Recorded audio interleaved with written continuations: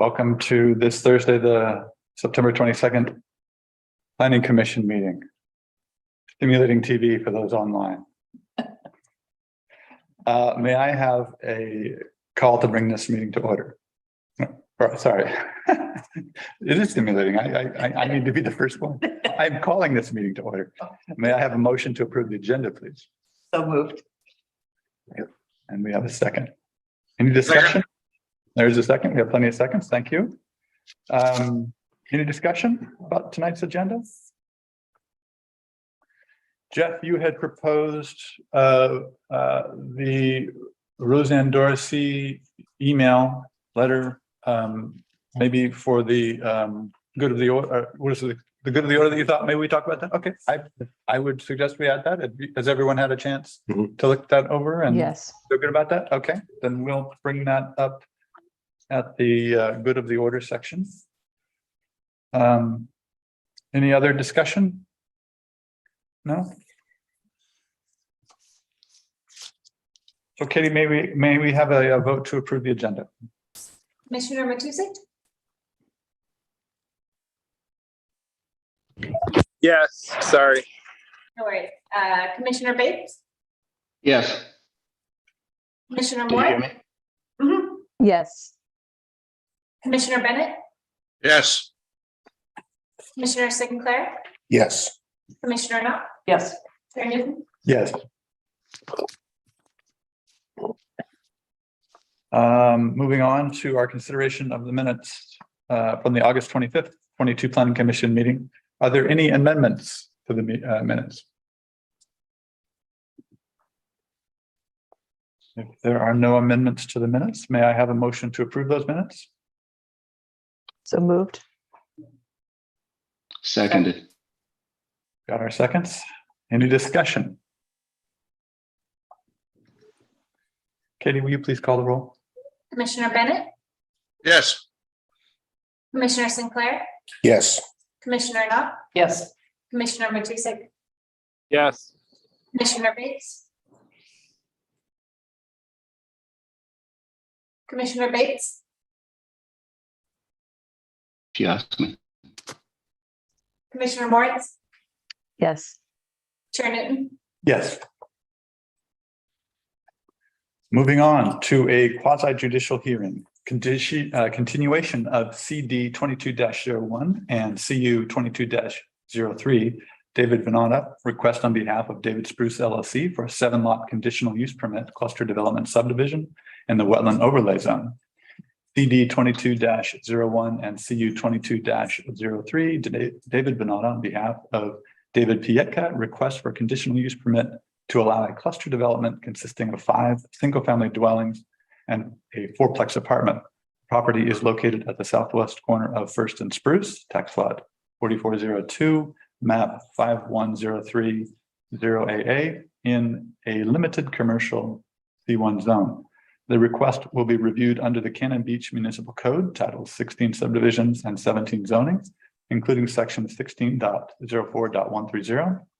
Subdivisions, applicable standards, 16.04.400, variance cluster development, 17.22.030, conditional uses permitted, and 17.43.040-050, conditional uses and activities permitted in a wetland and wetland buffer area standards. Does anyone object to the jurisdiction of the Planning Commission to hear this matter at this time? Does any commission member believe he or she, excuse me, has a conflict of interest or a personal bias? Has any commission member had any ex parte contacts or made a site visit? Site visit. Site visit. Site visit. Site visit. Site visit. May we have the staff report? Yes, I'd like to just remind everyone that we closed the public record at the last meeting under the Oregon 777 rules, which allows anyone to make comments up to the 1st and enter new evidence up until September 1st. Then on the 8th, rebuttals on any of that new evidence. And then by the 15th, the applicant could rebut or enter any kind of response to that from the 8th.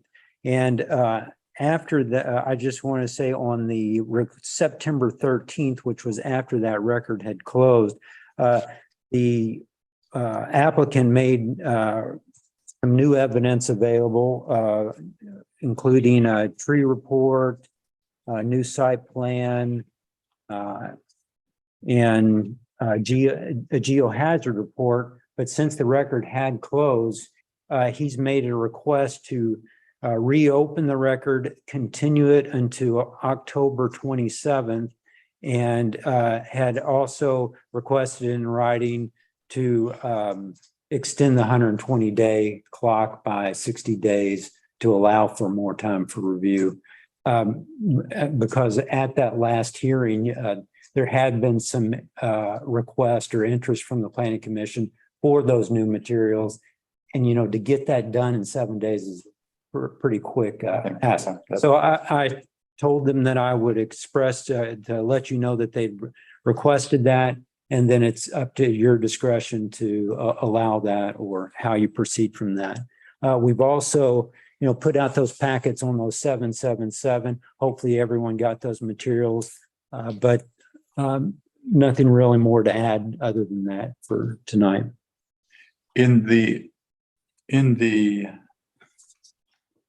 effort of saving our time this evening, I think we should discuss whether we think that's a fair request. And if we do think it's a fair request, have that information submitted into the record and then review it and pick this conversation up later under the assumption we think that's a reasonable request.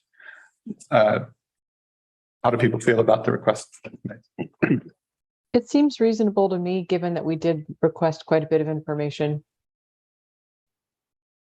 I would agree with that. I agree also. That seems very reasonable. Those were reports that we asked for. They've submitted. It was tough to, it would be tough in the world we live in right now to get that put together. So it seems fair. With that, let's talk about process. So they've said that they are okay extending this review by another 60 days. Do we need to, and Bill, this might be your area to jump in. They've submitted new information. Do we then need to have some sort of period for people to respond to that new information? How does it work under this sort of a process? How should it work? Yeah, I think it's a great idea to have the opportunity for people to review that material. I don't know what conversation Jeff has had with the applicant, but the idea is, as I understand it, they've submitted that material. It wasn't provided to the Planning Commission because it didn't meet those timelines. Is that correct, Jeff? Right. And yeah, and so I suggested that, I'd bring it up at this meeting and that it's up to their discretion to approve it. But since they requested that, it was likely that they would do that. So. Yeah, I just wanted to make sure that we actually had those documents. And so my thought would be to publish them, and then you could either, hold another hearing at the next meeting, or we could redo the 777. Essentially treat this as new information that got submitted, allow any new evidence come in for the next 7 days, and then response, and then final written argument. So essentially redo the end of the hearing process. And Sorry, go ahead. so I would just suggest, since it is at least three more items or a few more items, we could renotice it and do it at the next hearing, and hold a public hearing at that hearing if you like. I mean, they did give us 60 extra days. Yeah, I think as long as we don't do something that would box us into, having to fall under the old timeline, keeping us from being stuck in that old timeline. And I can't, I don't know that law well enough to speak to it, Bill, but as long as for example, if we went to the 777, that would that might be some way to keep us under that old timeline. Well, let's not do that. Yeah, But- once they extend the timeline's extended, then it's a matter of how do we. Once they, so we don't have to say yes and to anything on the timeline. Once they say, hey, we're okay with that, the city's in the clear. Yes. Okay, all right. Yeah, and if there's, a concern over if the 60 days is enough or not, or any of that, I know Mr. Veneta is on the call. If you want to discuss anything with him, I'm sure he'd be happy to talk about that. Sure. Are there? I had a quick question. Could someone do the math for me? Sorry. So if we add 60 days to the original 120 days, what is our new deadline? Oh, that's a good one, Mickey. I'm sorry, You're Jeff. I put challenging you on me. the spot. Let me find it, okay? I'll find that. Okay, thank and- you. And so I was just attempting the math and it looks like it comes up January 1, January 1, okay. 2023. What was the date of the application? Do you have the That it was from July 5th. July 5th? And that actually is interesting.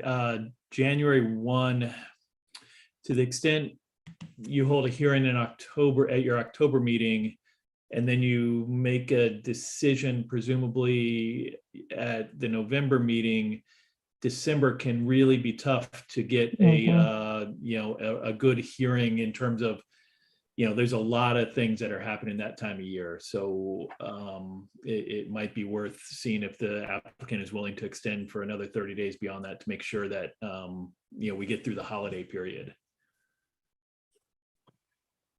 Mr. Veneta, are you able to speak?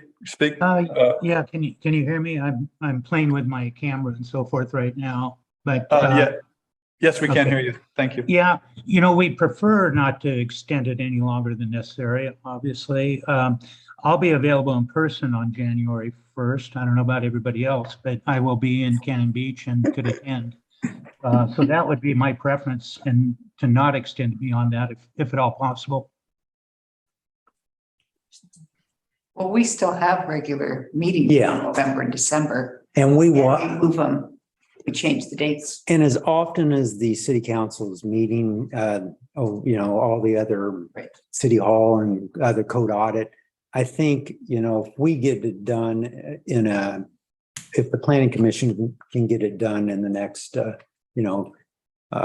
meeting, and if we have to call a special meeting after the next one, October, and, fairly soon, we could do that, and then that gives them a little more time to get theirs in November, early December. Okay.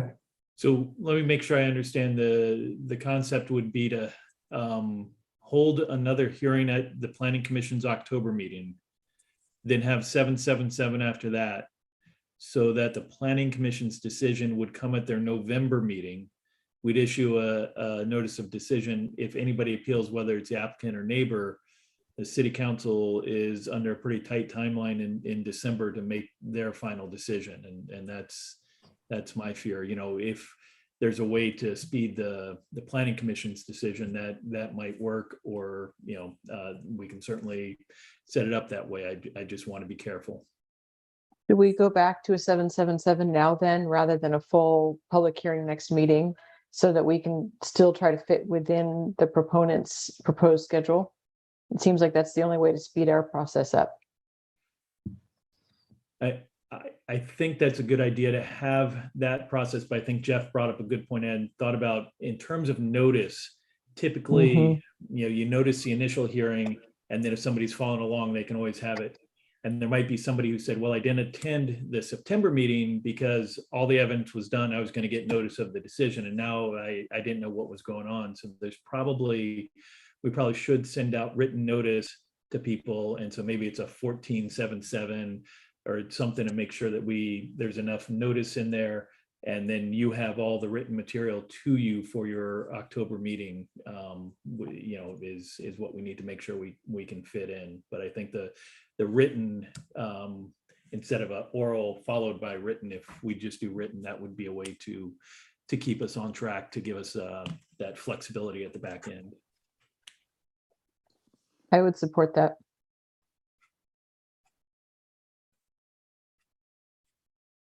So the benefit you've just outlined, the challenges would potentially jam city council. Yes. How do people feel about that?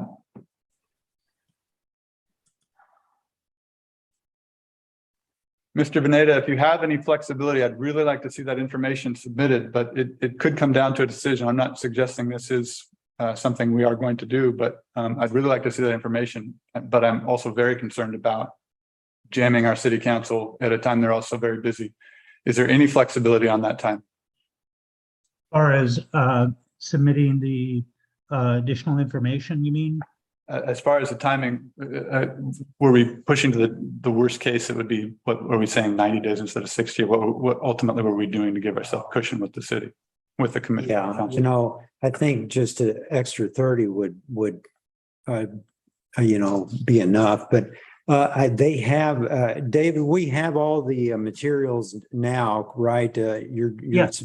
Yeah. So Yes, that's we have correct. those, we can get those out immediately. We can get them out immediately, but we're not noticed until. Exactly. Yeah. I mean, my recommendation is still the notice to I think that's smart. Yeah, so if, let's say you did just written from here and, send out the notice at the end of this week and have, the first set being essentially 14 days from today till, October 6th, response on the 13th, and then, final written argument on the 20th. And then I think your next commission meeting is the 27th. That seems like a doable schedule. It means you will not have another oral presentation to the planning commission. And I just don't know, that's your call. If you want to have people speak to you in October, that would be where I think you'd really need to either get a push or not. Can you please tell me again what the reports are that we're submitting? We have a tree report. We have a tree, geohazard, and a new site plan. A new site plan. Yeah. Substantially changed. It reduced the single family dwellings by 1. So we're at 4 single family You don't want to dwellings. bring it up. It's not damn. Okay. Well, then the question is, are we okay with people writing us there any potential objection to the site plan being written correspondence in that 777 versus oral? You're okay? That's fine. Okay. Okay. When is our November meeting? It's because of Thanksgiving. Let me check. I thought I had all that on.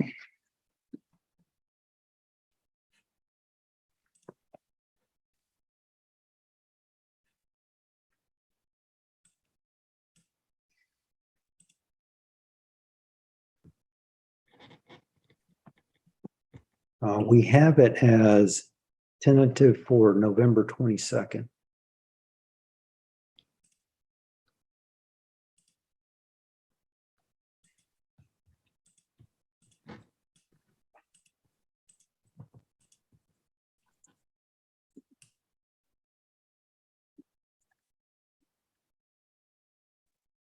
Well, Bill, if you're comfortable with that timing that we've just outlined, is there any further discussion among the commission members?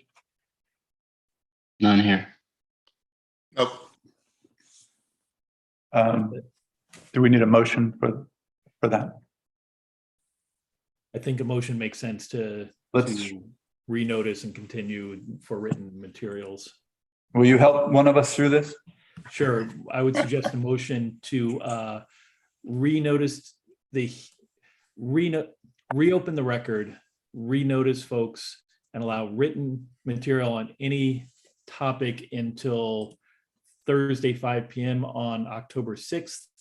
Then responsive materials to that, anything that came in the interim until Thursday, October 13th at 5 p.m.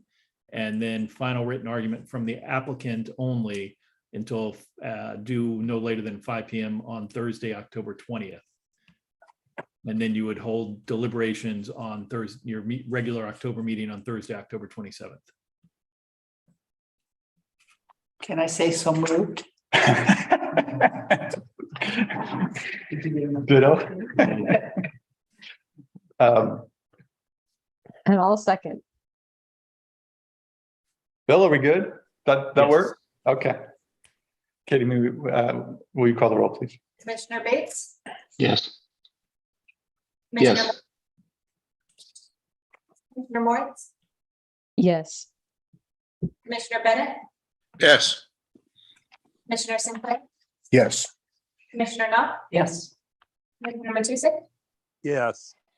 Chair Newton, Yes. Okay.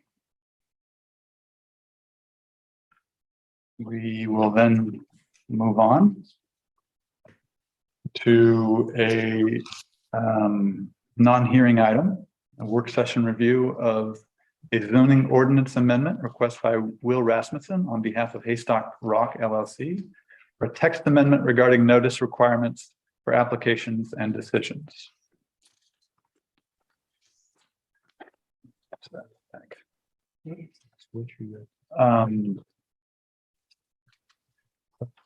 Do it.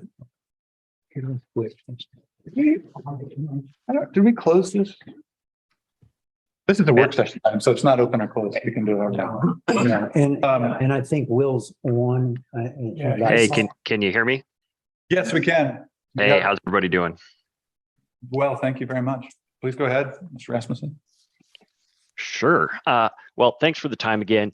I believe we're scheduled for an actual hearing to the commissioner's question. I believe we're scheduled for an actual hearing next month. Jeff, is that correct? Yeah, we had to, because of state requirements, had to go out with that to DLCD, and then so we put that in, and so it'll be on next month's agenda. Great. So I look forward to coming in person, and we'll actually make our case next month. I'm just going to hit on 3 points for the little work session today. First, report on my homework. Jeff had asked me to get him a couple of examples of other local codes that enable notice of decisions to persons who request it. I did that. Second, just kind of repeat that actually giving notices of decisions to interested parties make better decisions and saves cities resources. And then third, a simple proposal to mitigate staff's concerns about whether giving notice might take too much city resources in ways to just kind of mitigate that concern. But first on the homework, Jeff asked me to get the city a couple of examples of other jurisdictions that enable notice of decisions to persons that request it. I will follow up with a letter with exact quotes of these things, but Marion County's code enables notice to anybody who requests notice of a decision for any quasi-judicial decision. Aurora and Scappoose have provisions that enable notice for planning director decisions to any person who requests it. I won't quote all of these, but just to give you an example, Marion County Code 17.111.070 regarding notice of decisions specifies that notice of the decision of quasi-judicial land use actions shall be mailed to the applicant's representative and owners of record, any governmental entity entitled to notice, and any person who requested notice in writing. So that would cover both, hearing type decisions and quasi-judicial staff level decisions. Aurora is kind of indicative of these jurisdictions that create a process for notice of decisions made by a planning director. Notice of a planning director's decision on an application pursuant to section 16.76.080 shall be given by the planning director in the following manner. Within 5 days of signing the proposed decision, notice shall be sent to A, the applicant and all owners of record, B, any governmental agency which is entitled to notice, and C, any person who requests notice in writing. Again, I'll get the exact quotes and code sections, but just examples of other jurisdictions that do this. My second point, allowing notice to interested parties who request it actually makes better decisions and saves resources. There's basically two ways to deal with the issue of different people having different interpretations of the code. One is to to try to just set up a very rigid code and say, we know for sure the planning director will be able to apply this directly and clearly, and so we don't need to have anybody else involved.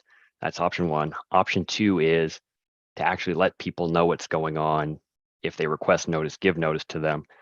I'm sure Cannon Beach, I'm sure this planning commission is aware that sometimes people have different interpretations of the code and different interpretations of how the code should be applied to an application. And just from recent meetings I've attended at the city, I'll give you 3 examples. One, obviously, the Roberts' smaller house application. The planning commission decided that the stability beam should not be approved. Then a couple months later, staff approved a smaller house that included the stability beam. And I think that'll be back in front of the planning commission before too long. But different people interpret the code differently. And actually, if we'd been given a notice of decision, that would have saved city resources by avoiding a LUBA appeal, avoiding this kind of reversal of a planning commission decision, and avoiding antagonizing citizens. Kind of a second example that's come through the city in recent history was the approval of the garage and ADU up on Laurel Street, Jane Harding's proposal that eventually resulted in LUBA appeals and even litigation, and then tearing down of the garage and the ADU. If notice of that would have actually gone out and it would have come in front of the planning commission, and this, the appointed commissioners could have reviewed that, it would have saved the city a bunch of time and energy and frankly angst of citizens.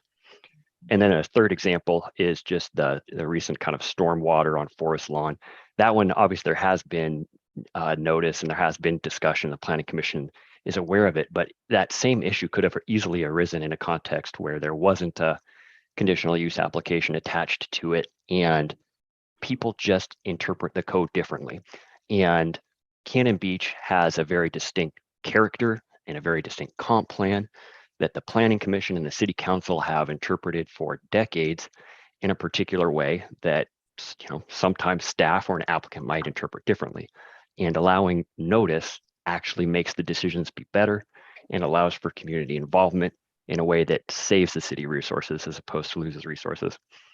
And then just my third and last point, the primary concern I've heard back from staff on this is that giving notice will take too much resource from the city, take too much time and energy potentially. First, I would say that concern is absolutely speculative. Cannon Beach is not that big of a jurisdiction. Whereas, it kind of makes an assumption there's going to be a bunch of requests in this regard.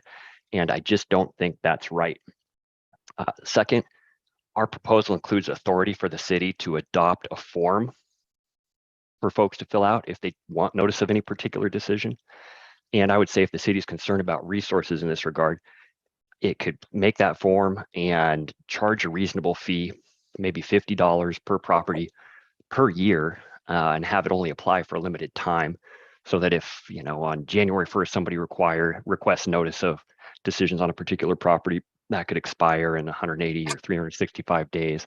And if they want it again, they've got to ask for it again and pay a fee again. I think that would discourage too long of a list of folks, if there is a list at all of folks who want these notices, and kind of reach a reasonable balance between citizens who want to be involved, who care about these things that clearly impact them, and the city wanting to be wary of its resources. So thanks for the opportunity to chat. I'd be glad to answer any questions that commissioners may have. I had a quick question, Will. Looking at your proposed changes, you would require that if notice had been requested, the city would have to send the full decision to the person who requested notice. In the interest of streamlining, I can imagine that potentially the city's IT person could set up a semi-automated email system if there was a database kept of those who requested notice. It would be much simpler if a person who requested notice simply received an email saying there's been a change in status, please log on to Excella, and you can view any changes there. Would you find that palatable as an alternative? It would essentially just be letting you know something changed, you need to find out what it was. As long as it's timely, so that the folks can, for example, in the Roberts's decision, there was a 14-day appeal period that started once the decision was made.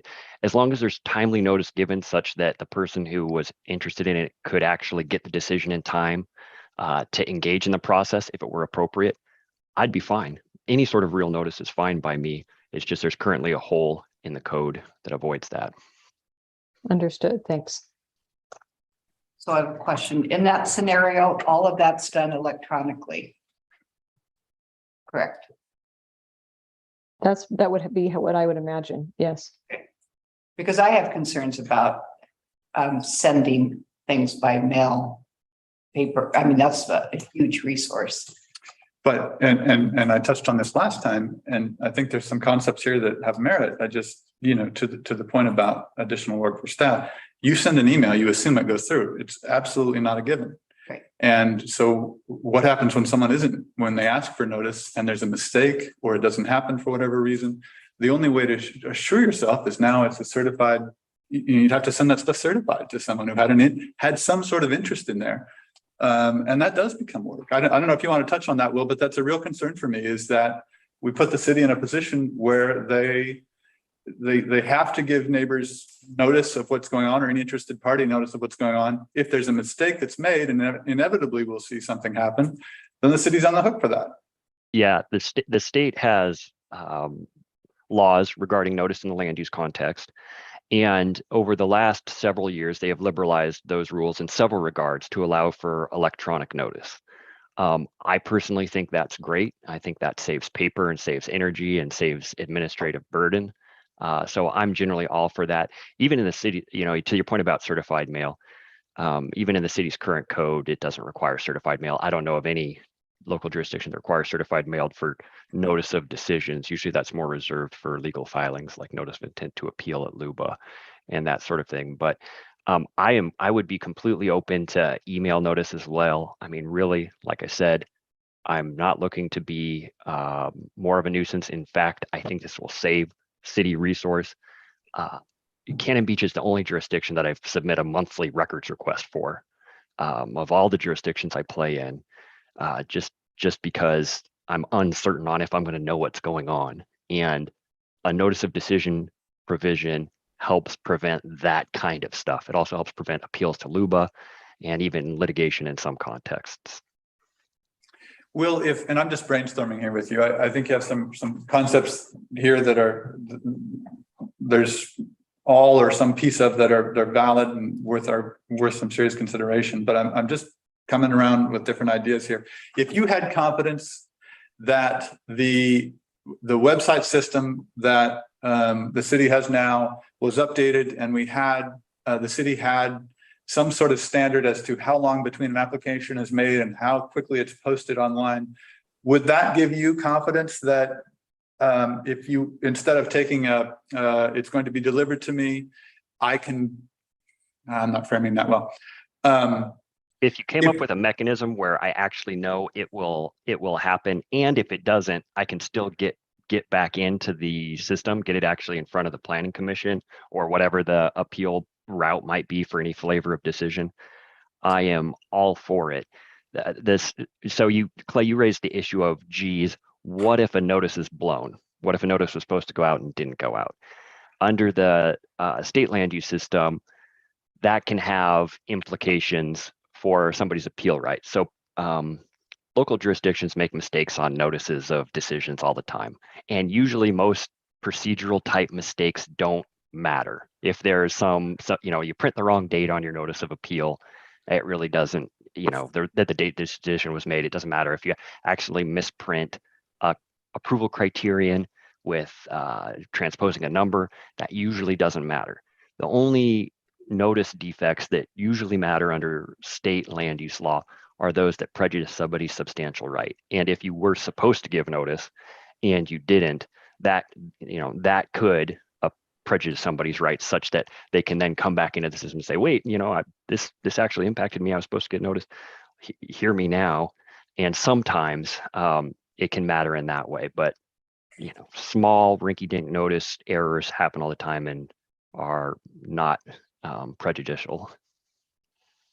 Yeah, I guess, I think part of our challenge is, rinky dink can, from 30,000 feet, it can look rinky dink until you get someone who really wants their way and finds that loophole or pushes us into that place where that loophole gets activated and sets the city up. So I am really leery of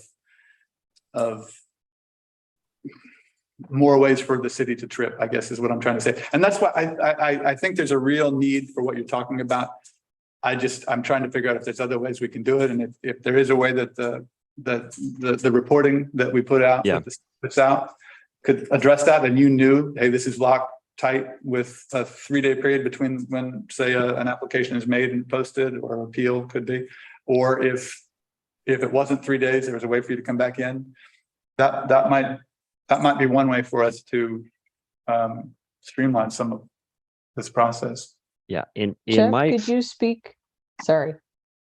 I was actually gonna give Jeff an opportunity to speak too, and I was just gonna comment. Thanks. In my experience, cities typically make more defensible decisions when they actually, have a route to go through a land use process, like come through the planning commission and city council, than when somebody is put on an island to make a decision by themselves. But obviously, Jeff can speak to that from the city's perspective. Speaking I from think that my main island, question, I was just, before you speak from your island, could you include in what you speak, what the current process is for posting on Excella and what the timing is, how quickly the decisions show up there? okay, so, well, on a few items here, to answer the question, first off, when I make a decision, yeah, I don't think, what Will's saying, I think you can take it for what it is. If I make the decision, there's no guarantee that regardless if all of Will's changes were to go through, my decision's going, this is Cannon Beach, just like Will said. It's still going to be appealed. It's going to go to LUBA. I've yet to see evidence that that's not going to happen. And it's usually between neighbors. It's not really on my decision. It's between those two parties that this ends up going to LUBA. So the kind of the presumption or assumption that this might alleviate those, yeah, maybe Will can guarantee that our legal fees are going to go down after this. I'll take that, okay? But I don't see that happening. Anyhow, for as far as making a decision, yes, I think we're getting back to the root of it, that I think that this is, I think if this application would not have come in, if exactly that, I made the decision well aware that they had gotten their application in for the alternative for the smaller house prior to that date, right? That they would get noticed on the next day on such a thing. So yeah, we would have done and put it up on public notice and they would have got notified, or if they would have been checking the public notice. We would not have sent it out to, to everyone if it didn't call for it, but we go by that normal procedure that's accepted. As far as e-permitting system for Acela, those things come in, we process them, say a building permit or a development permit or a land use permit. Those things go up, and as soon as I make the decision, I would assume within 24 hours, usually it's up on and it's posted. I think it's fairly timely. Like I said, we do the public notice now for all decisions made from Public Works and us. And so that goes up there on that process. We have Acela where you can check, which did not happen, even over a year ago. So, I think there's a lot of areas out there as available to applicants. I look forward to seeing citations from the other areas, and we'll be happy to look through those. But yeah, I still have serious concerns because I've worked in jurisdictions where they have made mistakes and entire that was where the easiest way to throw out, the decision is through a technical mistake.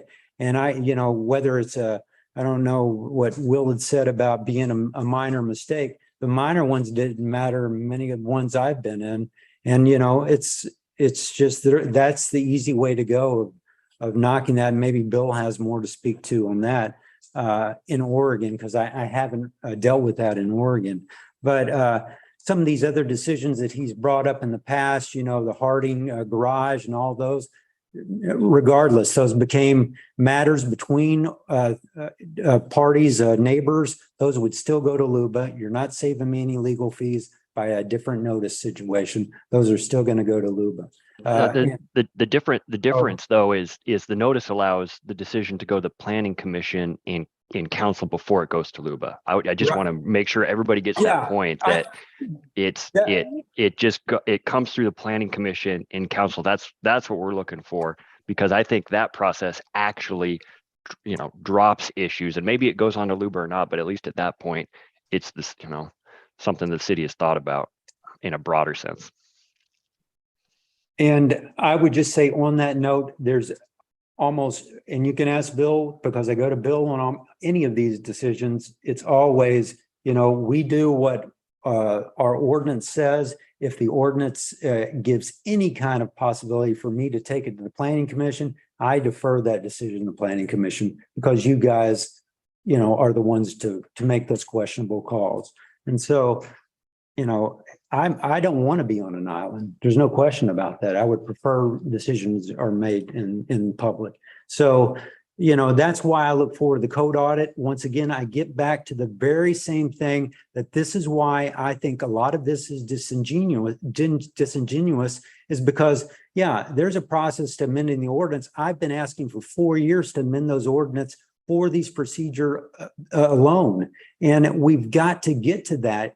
This kind of process keeps slowing that down. We do not get to it because it keeps taking our eyes off the main prize. And that's what bothers me most, speaking for my staff, who I can speak for. Do we have the resources and time? Yes, I'm here every day dealing with this. We've got another notice in the past 2 days on a discovery for another court case for just these types of items, which will take, I can't even calculate how much of my staff time and our resources just to get records in place for this court case. And we're going to get thinner, at least for temporary, we just don't have we don't have a lot of resources to be doing this kind of work. I joke that I should be a paralegal and not the planning director. And I agree that, or at least 50% of my time in the last, 6 months has been spent towards those kind of legal concerns. And it's not simply because an outdated code or, decisions that aren't made public. No, most of them are made public, and we're just back and forth on legal matters on this. And instead of moving forward with a better code and better decisions. So I'm all for better decisions. Personally, would like to see it in a more comprehensive and holistic system, which is what we're pushing for with the code audit. But, I'm happy to look at, Will said he had other changes to make to this. I've got, if you are going to go forward with this, I have recommendations on how to change this. I'd also look forward to seeing what Will has also provided, because, I'm not against changing the code. Will brought something forward last year. I'm happy to make those changes. Some of this looks repetitive, and so, I'm happy to, if this is going to hold a placeholder and it makes him makes his client more comfortable with that. Honestly, I'd rather go ahead and let's do this, just get it off our table so we can get some work done. So. Could I ask, back to the concept of trying to simplify this process, if we were to move forward with notice, Will, would you be willing to find out how other cities do this to streamline the process? it seems like it's beyond the scope of what we can discover here. And I really don't want to put that on Jeff's desk if we can help it. Yes, absolutely. I've got a couple of examples of other codes that do this. Not just and- the code itself, but actually what happens behind the scenes. Is there literally like, someone who's do they having to sit yeah, at the is it a- computer, or do they automate it? If they automate it, how do they do that? Because that would give me the confidence that we aren't overloading a very small city. Yeah, I believe smaller mid-sized jurisdictions just use a spreadsheet of, keep a list of the properties that folks have requested notice on, and name and contact information, and then when a decision is made, they spit it out. But I will contact these 3 jurisdictions that I've kind of just noticed when I did a Google search, and ask them. And when I'm back next month, I'll tell you how they actually functionally get those notices out. I'm pretty sure, my strong suspicion is that they're doing traditional mail or email, just because that's what almost every jurisdiction I'm familiar with does, but I'll ask and report back. And also, just one big picture point, this proposal is giving a notice of decision in a land use process actually keeps that matter in the land use process, as opposed to all of the other, things that can happen in litigation and other things. And Oregon's land use system is designed to be, it's supposed to try to suck in these decisions that impact land and impact the development of land into one spot that's community focused. And then there's kind of like a process that gets through the city that usually sticks. So issuing this notice of decision actually keeps it in the city's land use process. And if it actually, say it's one of these decisions where Jeff is on an island currently, and the notice of decision is given to somebody like me, somebody, who's an active person in the city, that gives me the opportunity to take it into the land use process. And if it goes through that and gets, if it does go and gets appealed to the city council, that decision is both practically probably a better decision because it's had a lot more eyes on it. And from a legal standpoint, and if Bill wants to talk about it, he can. Something that the city gets more discretion on appeal. If a decision comes out of the planning commission and city council and goes to LUBA, all those points where the city council is interpreting its own code is entitled to deference. If it's not the city council, if it's just the planning director, there's no deference. So it just makes it more likely to, kind of bounce back to the city or otherwise. So I'm trying to keep things in the land use system as opposed to outside headaches.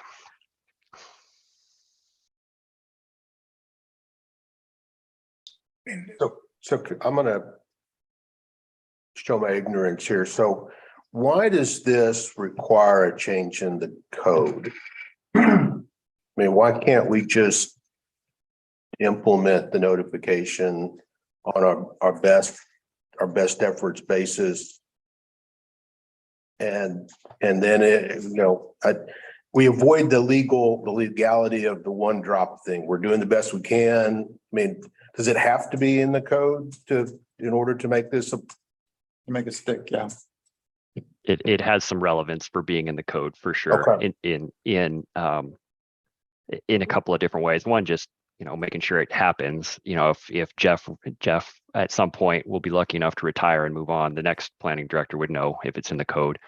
And also for purposes of actually being able to use it, if it's in the code, it has a relevance. Bill wanted to. Okay. Bill's. Go ahead, Bill. Yeah, there are a couple questions that referred to me that I don't know if I'm going to get to them or not, but I do want to give a sort of a bit of a broader perspective. The city's current notice requirements fully comply with state law. There's no indication that they don't. It's a question of whether you want to give greater notice than is required under state law. Will has indicated that there are some jurisdictions that do that. I'm not familiar with any, but I don't, there are over 200 jurisdictions in the state, so I don't doubt that there are. What I would tell you is that I'm not aware of any other jurisdiction in the state that allows reviews of building permits that get up to the planning commission. That's unusual in my experience. And that's important because what I'm hearing Will saying is let's have make sure all these decisions stay within the land use system. And that certainly is something that the planning commission can do, or the city can do, because ultimately it will be the city council that decides whether to do it or not. But, you know, one of the things about Cannon Beach is it's relatively small and people care deeply. And that's a great thing. But it also means that every little thing becomes an issue. And the planning commission can certainly dive into those issues. But that, as Jeff indicated, that takes your focus away some of the bigger issues, you know, because you meet once a month. You don't have a lot of time to do these things. And to the extent you continually hold hearings that go till 10 or 11 o'clock on particular issues, that means that you don't have time to focus on some of the, you know, the comprehensive plan, the code changes, the TSP, you know, those come, but not you don't make progress on them as much. And so it really becomes an issue for the planning commission, the council. Do you want to focus on the small disputes that are very passionately held, and this is important for the citizens and for you, or take a step back and focus on the larger view of how do we move the battleship as opposed to how do we deal with you know, the smaller pieces, and that's something to consider as well. So you're saying if for some reason someone had to get a permit to expand their deck, the neighbor could appeal that and it could be brought before the planning commission? If somebody believes that a deck didn't comply with the land use code, for example, our oceanfront setback has a 30-inch height limit for decks within the oceanfront setback, and somebody believed their neighbor's deck was 48 inches, they could appeal that building permit and it would go to the planning commission for review. Okay, thank you. I'm having trouble understanding, excuse me, it's 3 a.m. here. Why that would be an issue, Bill. Why couldn't a citizen get notice of that if they felt like, you know, the deck was out of code? Why would that be a small issue? That would be a big issue for somebody. And as I said, that's certainly something you can do. The question is, where do you want to spend your time? And I think also, Mike, the assumption is that that's going to be taken care of by our city staff, that they can figure that height out and take care of it. An issue like that. And I'm not trying to get notice of every deck. I mean, you know, I think folks know this showed up on my radar because of a home that was approved on an active landslide right above Haystack Rock in the oceanfront setback. So, I mean, I'm not suggesting you are, Will. What I'm suggesting is what the implications of this are. Sure. To the degree folks are concerned about decks, I think this could be tailored some. I really am concerned about this site above Haystack Rock. It brings up an interesting point, Will. Part of what you proposed is notice around geologic hazards. I could see why it was more important for a neighbor to be noticed around a geologic hazard next to their lot than it would be to be noticed for any permit. What if we tailored it down to only the most significant? I'd want to, yeah, I could tailor this down in any number of directions, including that one, Clay, if it helps allay concerns. So the short answer is, yeah, I could tailor this down to more specific situations than it currently is, for sure. Yeah, I would note just I haven't dug into it, but I just read it before coming in here, and you know that what a clearing of 25 or 250 square feet, which is approximately just a little over one parking space. If a vegetative clearing in ours means any removal of vegetation, over one parking space would require a notice. And so, that's, I don't know what most people do that in their backyard all the time.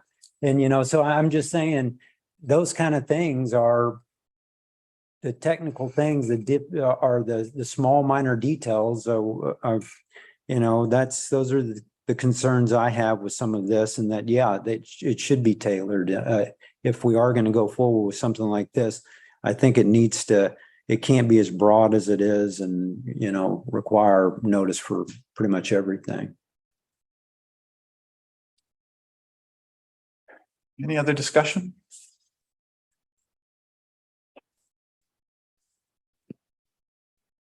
Thank you, Will. Let's move on to informational items. The tree.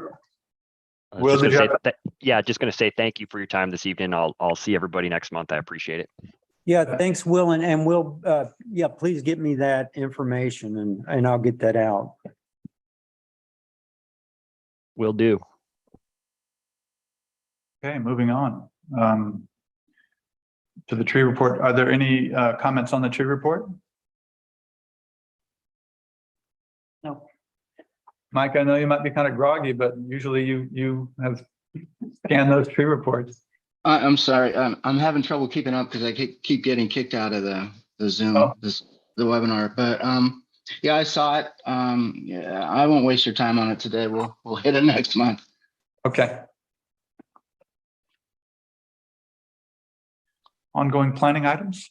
So the one planning item that's not mentioned that is tomorrow is Katie's last day. So it's a sad day Oh, for no. Cannon Beach. Yeah, so Katie, happy day for Katie and family as they're moving back home to Coos Bay area.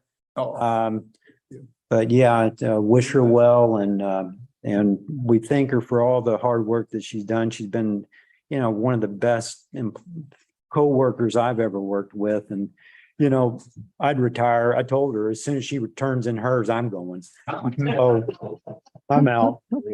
So this is mine as well. And after the conversation we just had, you can't joke about it. yeah. He doesn't look like he's joking. No, it's difficult. I can just tell you getting help, and to get the quality of help, like Katie, like Robert, it's not easy. And, we're fortunate to have, the workers that we have, but Katie, just came in, really did. She taught me things. I didn't have to teach her anything. And so she just filled in and she's a team player. We hope to get somebody. When we put out for Katie's position, we got, what was it, Katie, 39, 40 applications. We now, I think, have 8 or 9 for Katie's. And so housing is a huge concern. It was when we hired Robert, and it's going to continue to be one of those other projects I'd like us to work on and move forward with someday. So I look forward to working on those things. Code audit coming up on that note. And the update on that is I think they've been sending out those kind of weekly digest on that. And so I think this next meeting will be really a big meeting for us, the joint session, and making some decisions about how to move forward, from their code audit. So look forward to that one. We have next month our boards and commission training. It's going to be during the DRB time period. So we'll get notice out to everyone for that. And I look forward to that because it's going to be a combination of the ethics training and other training that Ashley and their group does, along with Carrie and Bill and the land use side of things. So have your questions or any thoughts on that, have them ready to go when we do that meeting, that training. Let's see. And so I guess we're on to good of the order. Well, I want to start with one thing, and I did not prepare it coming in here, but I have to say it given what we've talked about here tonight. You and your staff, Bruce, you and your staff have undertaken a lot in the last 4 years. The city has been through dramatic changes, ultimately, I believe, for the better, but not without pain. We have butted heads multiple times on issues. We have not always seen eye to eye, but I think I have tried to do, I'll speak to myself about this, and I feel like you have done it my way with respect for one another, While I haven't always agreed with you, I have known you've come from a place of principle. And I really appreciate all that you put into the job you do. I hope you appreciate when I don't agree with you, it is because I passionately don't. Right, right. I'm trying to get to a better place. So with that massive movement of the needle that you're undertaking, I think some of the pain that you are experiencing is part of the pain of moving that needle. It's just hard, but you have my support, and I've spoken with my other commissioners at different times on this and their support as well. I won't speak directly for anyone here, but I really appreciate all the work that you guys are doing. Katie, you've been amazing. I'm so sad to see you leave. I know you're smiling, so I know it's a good place for you. But really, really do have all of our respect and support. And we do what I don't feel is done so well in our society today. We have arguments, but come out of it and say, we're trying to make this a better place. So thank you all again for everything you do. So, Yes, very well said. Absolutely. Our newest member in that effort to make the city a better place is here tonight. Les Sinclair, welcome. Well, thank you. Yeah. I don't have a few words to share. And because no city meeting would be fun without a little, I'm not going to say controversy because I don't think we have to lead with that, but something for discussion. We had a letter submitted by Roseanne Dorsey that all of the commission members were sent this afternoon.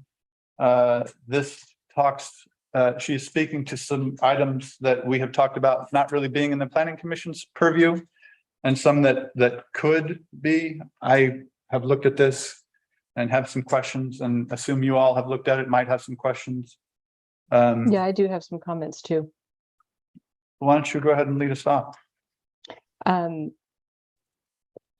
a personal standpoint, I'm going to start with the fact that I was somewhat appalled by the aggression of this letter. So I would say I personally wish I could apologize to Ms. Dorsey for having to go through this. That said, it appears to me that we need to revisit the letter we had discussed sending to City Council, because this is very much exactly what we were concerned about. Furthermore, this appears to be a citizen attempt at enforcement, which is really not, as far as I understand, appropriate.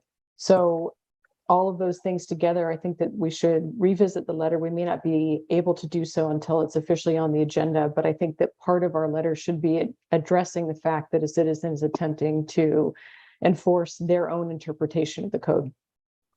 On that note, Bill, my understanding is the city council also rejected this application. The applicant has a certain amount of time before they decide whether they're going to take that to LUBA. My assumption is you're going to say that we may need to follow the same procedure until we know they're not going to appeal. Is that? Can you give us some sort of, I guess, one, give us the update, and two, give us the timing of the logic you used for this last time relative to why we would or wouldn't comment on the letter? Yeah, so you're correct. The city council did make a decision. They rejected it. I believe the decision went out last Friday, possibly last Thursday. I'd look to Jeff for the specific date, but essentially they have 3 weeks to appeal that to LUBA. So, we don't know if it's final or not. Also, I know the email came in this afternoon, and I really haven't had much of a chance to look at it. So I'm a little reluctant to weigh in too much on it today, but I think Commissioner Moritz is right. This goes right to the letter that the Planning Commission has been discussing.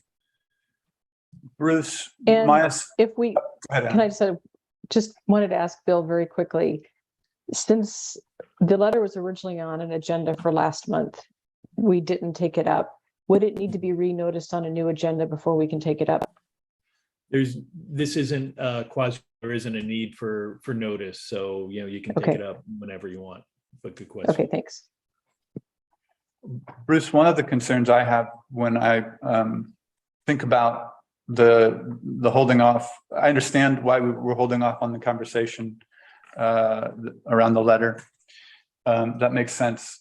One of the things this this letter did for me was, had me thinking, we might be holding off on the letter, but maybe the city is not holding off on other things also related to this project. Can you give me an update as to what the city is or is not doing relative to any kind of stormwater or anything related to this project? Or has that also been put on hold under the same sort of logic that Bill suggested we put on hold because the project is potentially going to Luba? Are you talking? Oh, sorry, you might not have seen this. So this is a letter from Roseanne Dorsey. She has the house at 1605, I think. Or Immediately south of. immediately south. She's she has copied, it appears, parts of some correspondence that the applicant for the project there on Forest Lawn sent to her. He has informed her that she has a deadline to respond. And then she's also saying, and again, this is, I don't know what the correspondence is with the city, but that this applicant is also getting with the city. What are you going to do here relative to helping me solve this problem with Mrs. Dorsey's stormwater runoff? I would need more time to read it. It would be hard. Sure. Yeah. As when you looked at me, that I was like, oh yeah, I've probably seen this. Okay, fair enough. I will voice my concern then, and you can tell me at another time what you think. If we've held off on any kind of opinion as a commission for the sake of protecting the case, I would hope that the city is holding off on other pieces of this also for the same reason. Yeah, I'm not aware of anything of this going about that. Okay, great. Thank you. And I don't either. I don't know of any action taken. Okay. So on that, I think Bill had brought up, yeah, there's a 21-day window to LUBA for appeal. And so that starts the clock at the date they made their decision, the city council. And so 15 days or so from now, couple weeks. Okay, good. Can I insert a comment? This is, it's not exactly a secret that we wrote this letter. It's gone out. I think the discussion, I wasn't there last week, but I think the discussion of stormwater came up in the last council meeting. So I'm not sure what we're gaining by holding off anymore.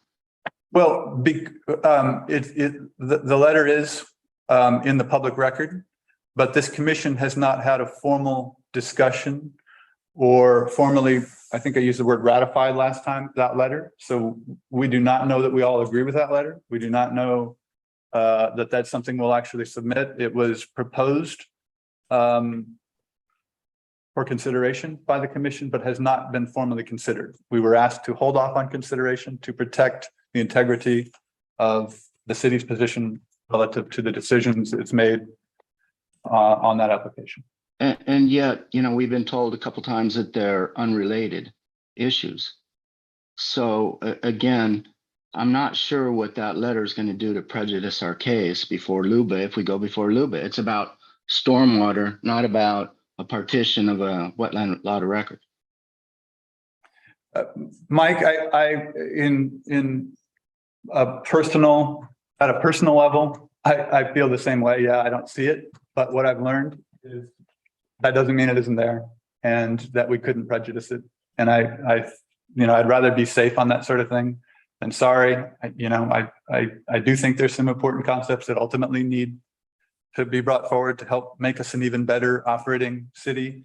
But if the risk is we do that at the expense of a decision that this group put together, our council has supported, then I think that it's not worth taking that risk to jeopardize a good decision or decisions that we all agreed on. Okay, thank you. Yeah, of course. That's just my opinion. Well, so it wouldn't be appropriate for me to really comment at this point on what this commission did before I got to be a part of it, since this is my first night. But I've given this particular issue some thought. And I really think, I think that the language that has been shared with the lady that lives to the south, Miss Dorsey, is terrible.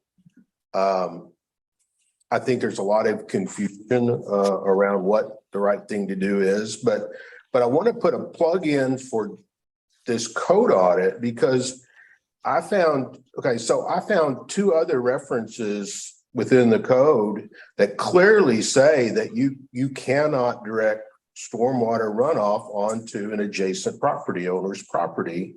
And that is what the fellow that owns that property is saying.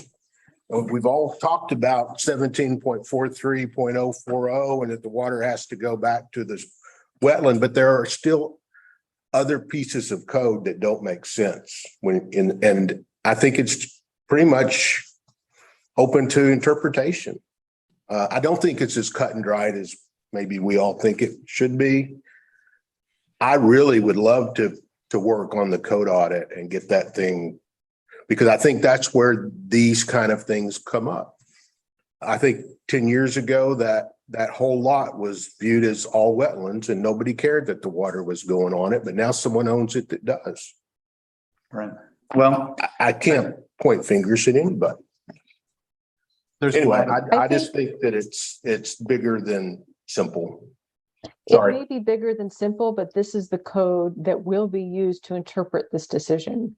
So ultimately, we do have to work with what we have and come to the best understanding that we can of the code as it stands. And I agree, going forward, I think we are all on the same page that the code audit will resolve much of this.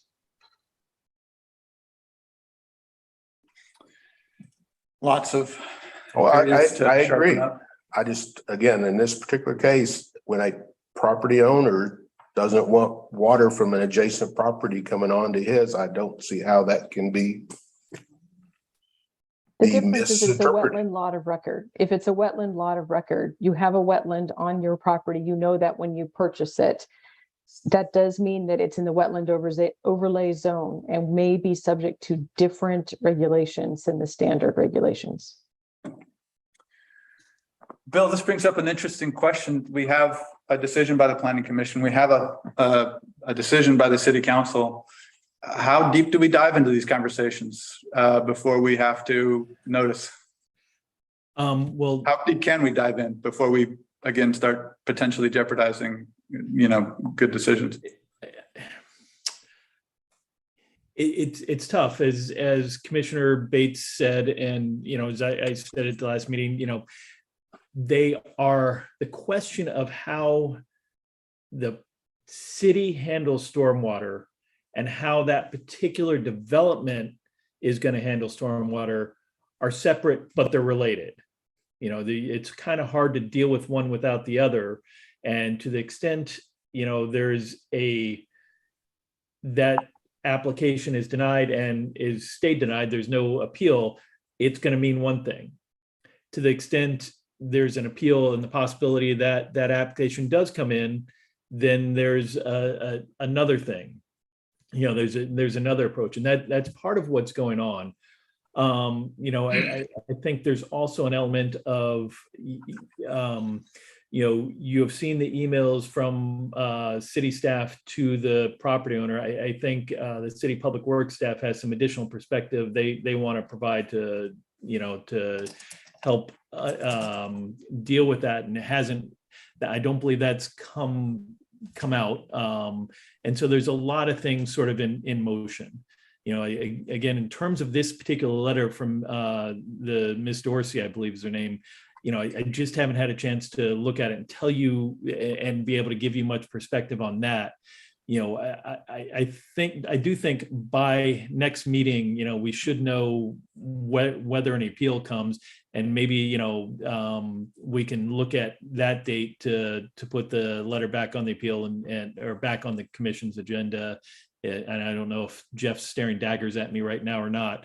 But that would get this discussion back in front of you and maybe be able to figure out at least a way to move forward in terms of the letter, in terms of dealing with these various issues. We want to make sure that stormwater is handled correctly, the wetland is respected and maintained as best possible, and that the neighbors are satisfied to the extent they can be. And it may be that they can't, because you've got a dispute between them and the city can do certain things. It can't do other things. And so, I think what really needs to happen is figuring out a path forward that deals with all these. And it may be worth it to, set aside some time on an agenda to do that. And that's a good idea, Bill, but the quick question, Rosie is still under pressure. Understood. The appellant is not backing down. It's not backing off. So they're not, and it's an unfair position to put Rosie into. But that's part of that. Part of that is a private matter. Part of that is between two neighbors. As long as the city is not pushing on that neighbor, that can be handled by the attorneys. The developer is going to do what developers do. I have to have it now. That's just the nature of how developers can stay alive. But for me, that is between those private landowners. As long as the city isn't pushing, that's where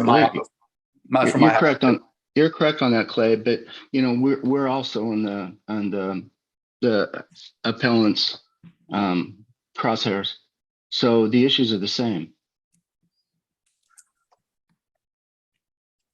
I don't know what you mean by we're in the appellant's crosshairs. Well, the city is dumping stormwater into that property, so it's the same basic issue. Oh, I So see. any pressure that they're putting on Rosie, they should be putting on us as well. And while the interests are a little bit different, in this case, she's got a different interest in the city. It's still one of those situations where we're kind of holding our powder dry while the developer is out. I won't say harassing, but pressuring a citizen. But the letter did go to the city also, right? It's I referenced. assume, I don't know. I just have what she emailed. Here. I If Bruce believe hadn't she seen said it, she- it may not have gone to the city. We went to the city and we asked, no, I'm sorry. I think when it came to you all, for your approval, we asked that no decision be made on it to try to keep it out of the record. No, I mean the letter that the developer sent. Oh, I don't know. Yeah, I don't know. I haven't seen anything, not to my department, but Where Rose's letter was to you. Rosie's? Yeah, No, that's just the email, not Piatka's letter. okay, right. Okay, yeah. Right, so yeah, the email was sent to me, but Clay, but yeah, I haven't seen any other letter. But then again, Jen's been out this week, and so something could have gone to her and did not get to me. So I don't know. I can't tell you. It looks like, and again, based on what's copied here, that it might have gone to Karen. Oh, okay. In any case, my concern is sitting here, if we have any jurisdiction here, it's easy to go, well, city should not be pressuring its citizens on that front until that's cleared up. And then it's another, there will be another round, I'm sure, on it, but in the meantime. And that's the point. Perhaps some communication to that effect until this issue is all resolved before, finally, however it's resolved, maybe they shouldn't be talking to Rosie. Well, he can, I mean, if he is the developer, he can do whatever he wants. How she responds is her business, but how the city responds is ours. Yeah.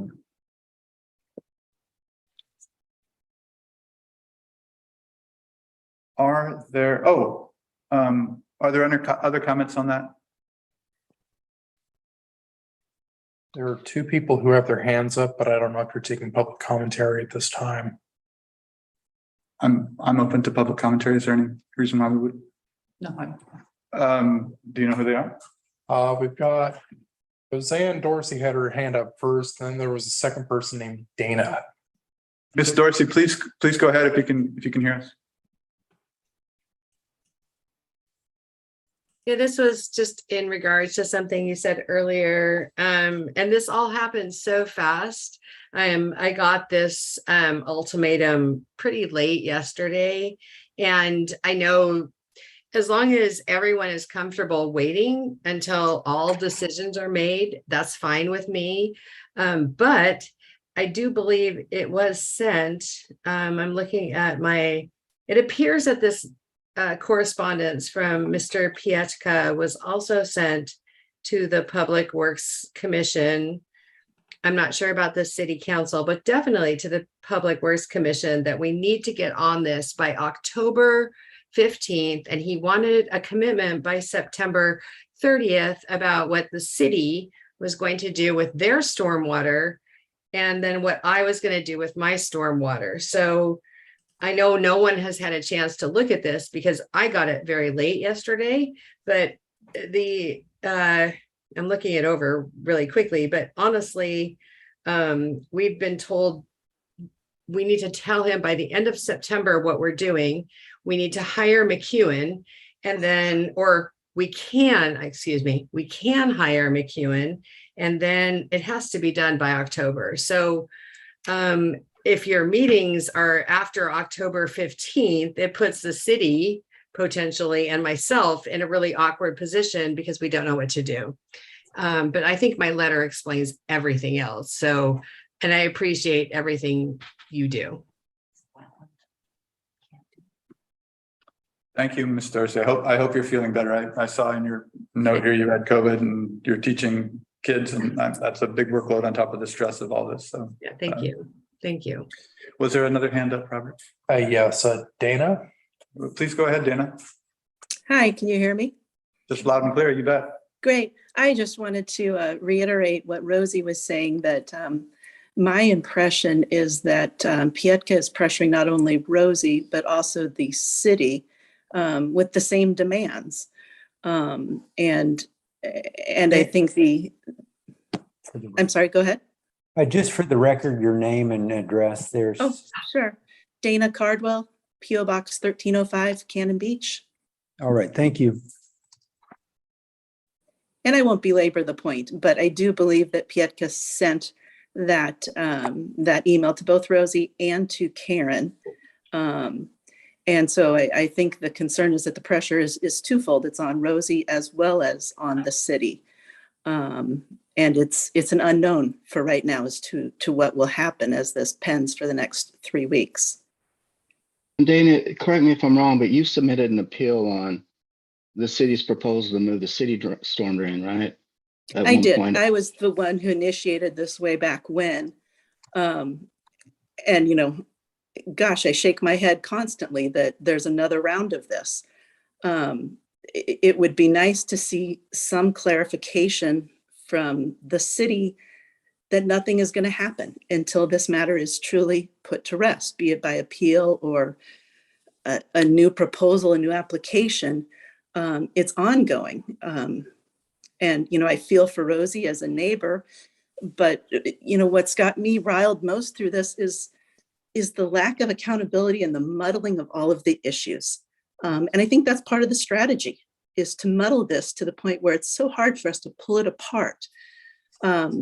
And this is just another example of a late night email sent complaining, about Rosie, but also complaining about the city, making demands from Karen to get this project moving.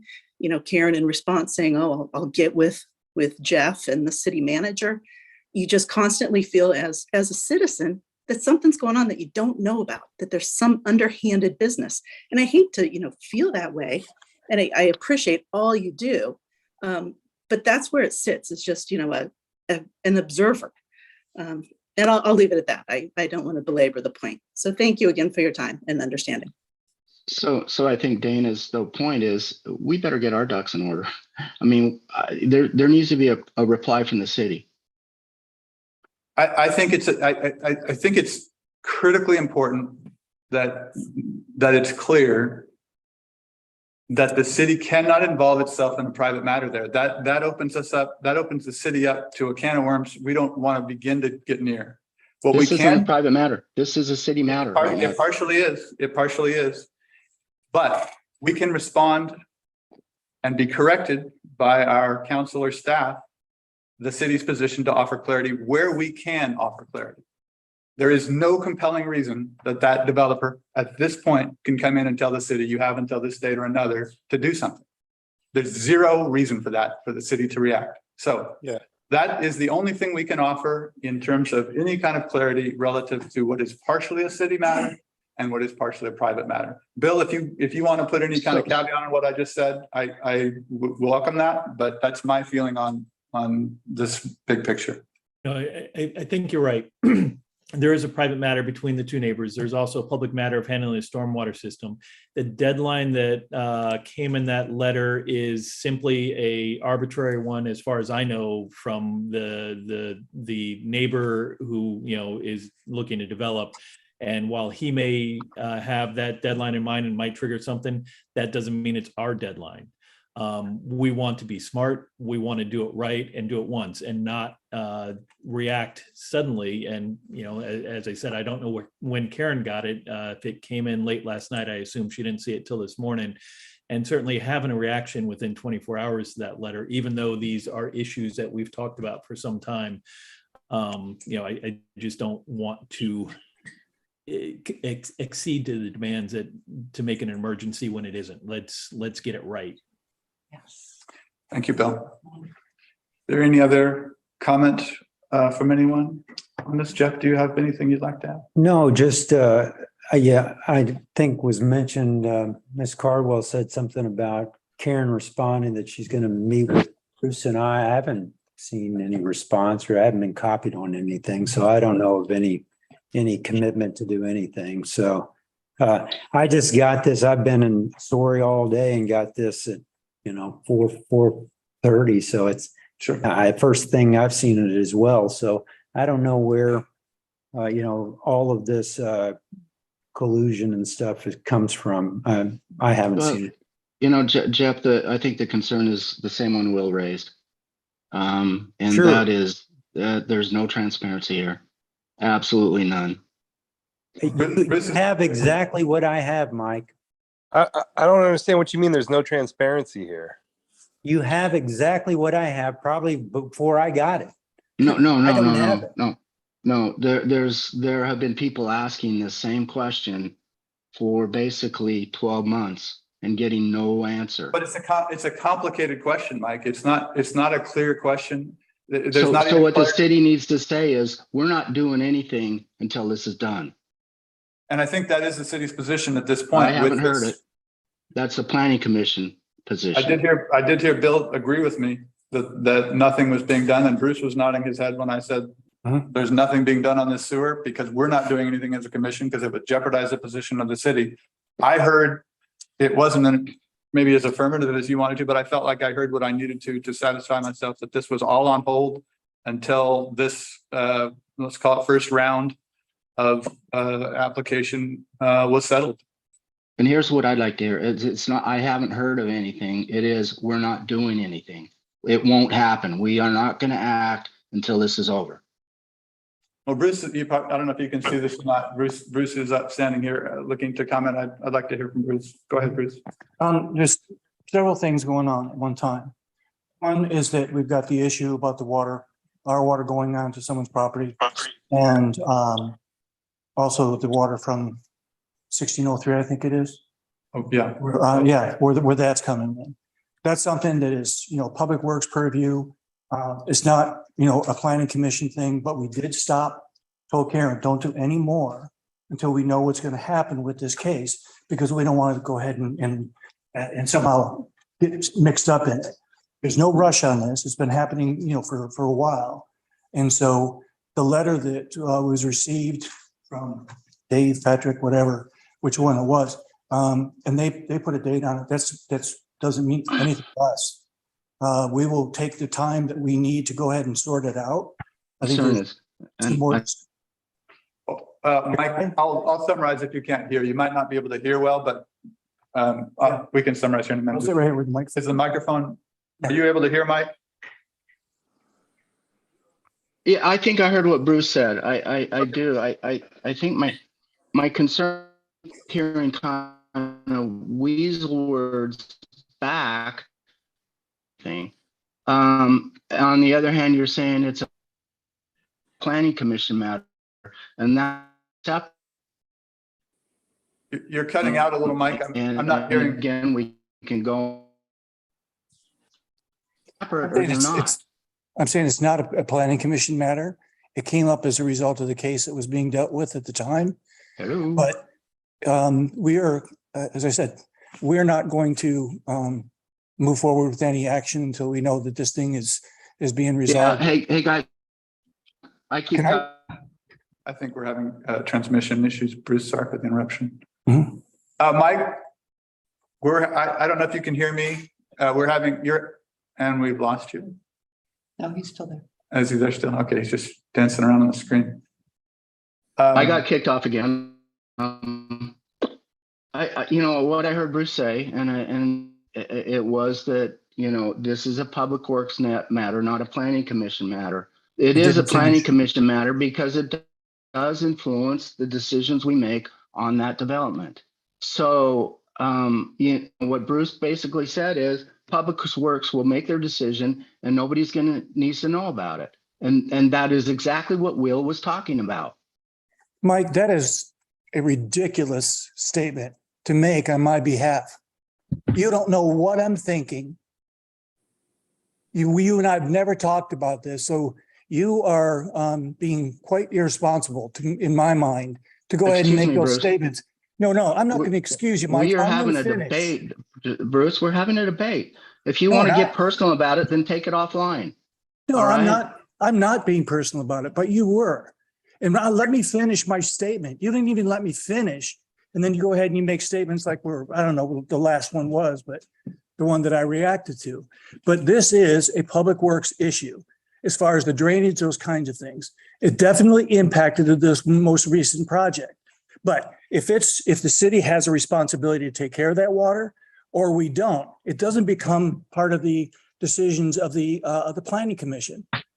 It's separate. No, Mike, I'm not done. So the planning commission does not, come in and say, well, you're not going to do that project. Because if we interpret it from the code standpoint, and we'll talk to Bill and everybody else, but if it's supposed to be something that is taken care of or should have been taken care of a long time ago, then it needs to be taken care of. But right now we're stopping. And I started to say that, the developers put in a time 2 weeks ago, 3 weeks forward. It doesn't matter to us. If they take us to court and we get somebody rules that we have to do it in that time frame, different. But just because a developer says we want this done by this time, we're not going to go ahead and move on that. So there's nothing going to be happening in that way. And there are a lot of complications. There are complications of statements that were in the letter. They're very concerning. And The letter that was presented by Ms. Dorsey or the letter the planning commission drafted? Okay, sure. And so that was a concern for what might get into the record. And so anyway, so that's going to be a part. We can have the discussion. I don't know if it'll be the best choice to move forward, but that is something that I would ask that we don't get into until all the appeals or whatever is going to happen, because things that were said in that letter can hurt us. Well, and I think we agree and want to be supportive of the city on that reason. That's why we did back off on that. Yeah. And in talking about it, when we have had the limited conversations we have had about it, one of the points we said is, there was a lot of passion in that. I mean, you saw those emails, you saw the bigger picture, I'm assuming also. There's a lot of passion behind some of the conversations we had. And what we came away with was, let's take some of the emotion that we have here and figure out how to make it constructive. How can we move this to action that makes us a better planning commission and ultimately a better city? Yeah. Because that's the goal. We're not out to say, we don't live in the world you do, but we get a taste of it. We see, my eyes have never been more open to the political dance you guys dance, to the public and the private side of the decisions you have to make. And there's a great deal of respect for that. At the same time, like anybody, myself included personally, there's always room for improvement. And our goal, and we talked about this, is how do we be constructive with something that we think is a very serious matter? Mhm. And so that was not a final draft, that letter. That was a draft that we are going to talk about again at some point. And we hope to sit down in a work session, not some sort of, let's make this as public as possible position, to talk with everybody involved to try to make us a better unit that way. And there are going to be times where I don't agree with you. I mean, I'm somewhere between you and Mike on this, but there are things that you're saying tonight that I don't agree with, but this isn't the time to get into them. There is a time where I think we do need to calibrate, if you will. Either I'm missing something or you are, or maybe we need to find a way to come to the middle. And I want to do that constructively. I don't want to sit here, and I don't think for the majority, we want to come here and go, oh, you guys have an agenda with a developer for some reason I couldn't come up with. I don't subscribe to that. But I do subscribe to people needing to come together to recalibrate, to figure out either what we're missing individually or as a group, what the other guy might be missing, or maybe come somewhere in the middle. So, Mike, what I heard tonight that I'm encouraged by is nothing is happening right now until this decision has run its course, and that the city is not compelled by any arbitrary timelines, and that is encouraging to me. There are some areas that seem still less than perfect, but that's what I'm figuring out as the world we work in. Okay. Thank you, Clay. I think that was a good summary. Good. Thank you, Bruce. I think so too. Thank you. Yeah, you're welcome. Is there a hand up in the Zoom? Ms. Dorsey, it looks like your hand is up. Please go ahead. Well, I just have two small things. I just want to be sure that while we all figure all this out, that I'm not going to be fined or potentially fined, at least from the city, for my water draining until we figure the situation out. And I am the initial comment about citizens attempting at enforcing things, I 100% support, because I feel in some way that we have an individual who is actually attempting to enforce things, and it's not actually me. So whatever we can do and whatever I need to do, I am willing to do, but please, I don't want to be fined while we're trying to figure this out. And that's what I have to say, because I've been told I am potentially could be fined while my water is draining, even if it's acceptable or not by the code. It would only be by the code if there was anything like that to happen. If there was to be a fine or anything else, we cannot do it arbitrarily. Yeah, that can't be done arbitrarily, Ms. Dorsey. And the city's position, just to sum it up, is everything is on hold right now. This case is running through a legal process that needs to run its course before the city will do anything. We are effectively into a legal process. I'm not going to say we're handcuffed, but we are not in a mode of action until we have an idea of where the decision is going. Does that help you? Yes, thank you very much. Thank you. Yeah, you're welcome. Okay, I thought we were out of here early tonight, but no. Jeff, what fun would it be? Last thing I promise. Never gonna happen. We didn't come up with a time for that training session for planning commission members. It's scheduled for the DRB meeting time next. Oh, it is. Yeah. I missed The third Thursday. third Thursday. 20th at 6 o'clock. Yeah. Okay. Where's that going to be?